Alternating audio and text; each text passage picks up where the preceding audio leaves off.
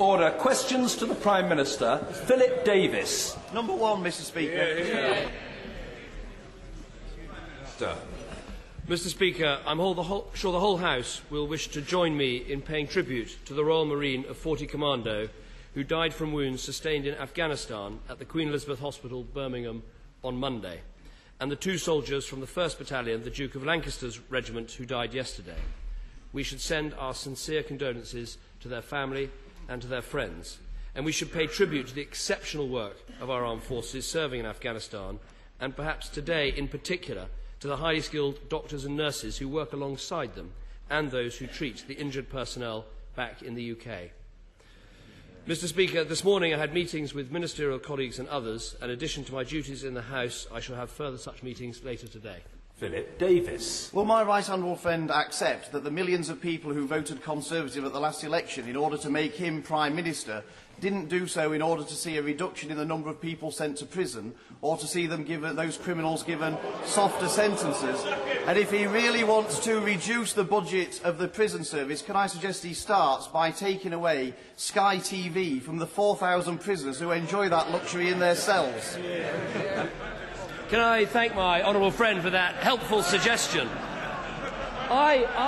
He knows that I share his views about the need for a tough response to crime. The challenge is going to be delivering that tough response at a time when the last government left us absolutely no money.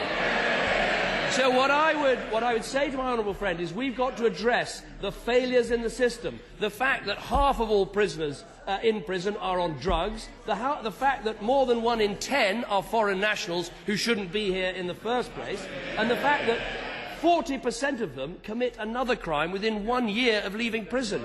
That's the record of failure we've inherited, and it's the record of failure we've got to reform. Harriet Harman.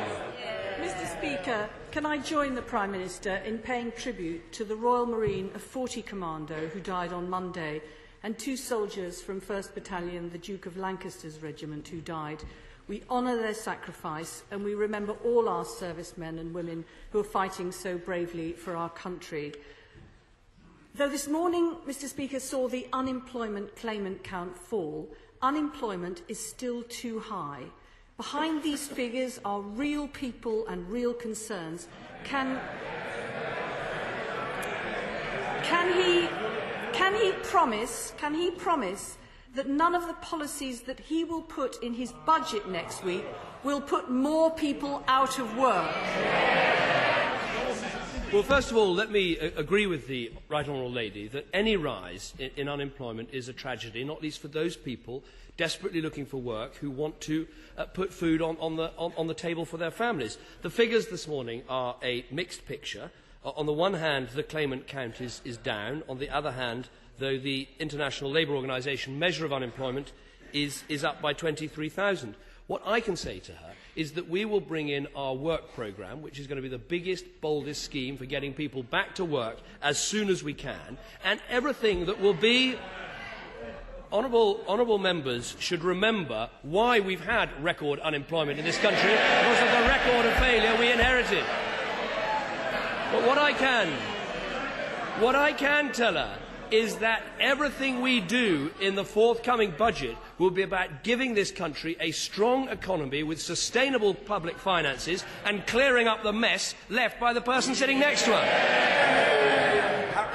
In fact, ILO unemployment is down on last month, and he should welcome that. Now, he's criticised our plans, but the OBR says, published this week, that under Labour's plans, unemployment is set to fall. Will he promise that he won't do anything in his budget next week which will cause unemployment to rise? We're talking about his policies in his budget. Well, first of all, the Honourable Lady is just wrong about the figures, actually. On the ILO claimant count, the ILO figures are up and the claimant count is down. Yes, they are. If she looks at the figures, she'll discover that. She asks about the budget. She asks about the budget. I have to say, I am still waiting for the budget submission from the Labour Party. Yeah. Well, I tell you, can I tell honourable members why? Let me tell honourable members why. Before the last election, they set out £50 billion of spending reductions, including £18 billion of reductions in capital spending, but they did not set out one penny piece of where any of that money was coming from. So when they look forward to the budget next week and start asking about what we're going to do, perhaps they could have the decency of telling us what they would have done. Harriet Harman.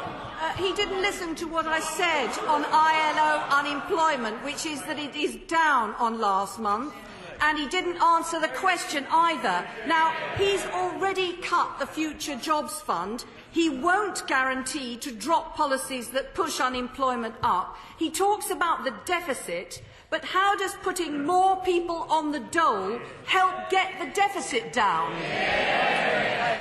Perhaps she should consider this following statement about the importance of sorting out the budget deficit, and it's this.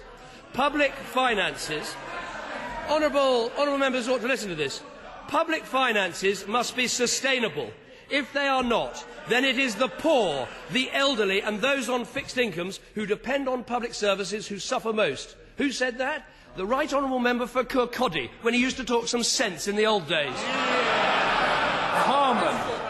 Well, will he confirm, since he's talking about new politics and transparency, will he confirm and will he welcome that the OBR forecast that under the plans we put in place, unemployment will be lower this year, next year and the year after, and that borrowing will be lower this year, next year and the year after than we forecast in our budget? Will he confirm that and will he welcome it?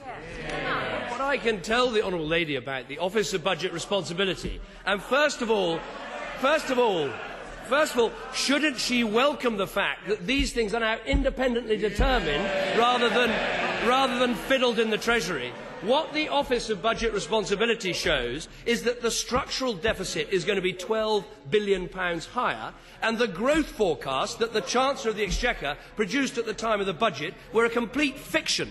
Harriet Harman. I can answer his question, although, to be fair, he's supposed to be answering mine.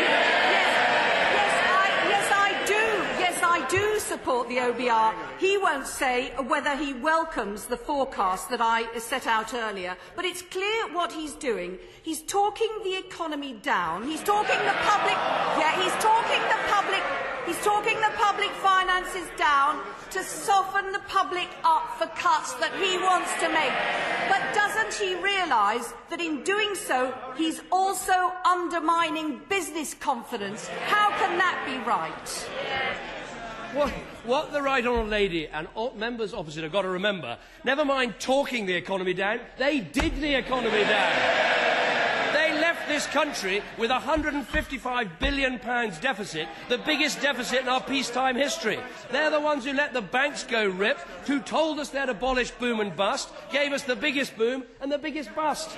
They were the ones who told us we were going to lead the world out of recession. Our recession was longer and deeper than others. They haven't told us one single penny of the £50 billion that they were going to cut. Not one penny. And do you know where they ought to start? Why not start with an apology? Harriet Harman. Well, Mr. Speaker, if he thought our spending plans were so bad, if he thought our spending plans were so bad, why did he back them right up till the end of 2008, praising them, Mr. Speaker, as tough? 1 minute he's praising them, then he's calling them reckless. It's not so much magic numbers, it's a magic roundabout that he's been on.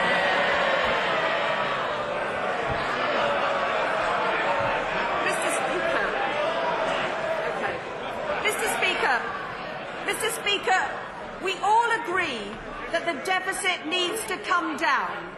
But will he promise that in the budget next week he won't hit the poorest and he won't throw people out of work?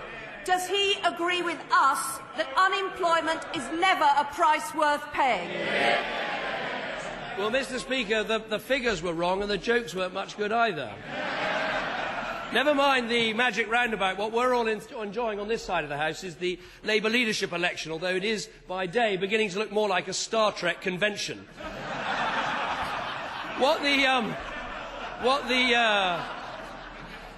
Beam me up. What the Honourable Lady has got to answer is, before the election, They set out £50 billion of cuts, but not a single penny aligned to a single programme. Not 1 pence of the 18 billion they were cutting off capital spending aligned to one single bit of capital expenditure. So before she starts challenging us about cuts, they should first of all apologise for the mess that they've left. Second of all, tell us where the cuts were going to come to under their government. And third of all, recognise that a responsible party in coalition is actually dealing with the deficit and the mess that they left behind.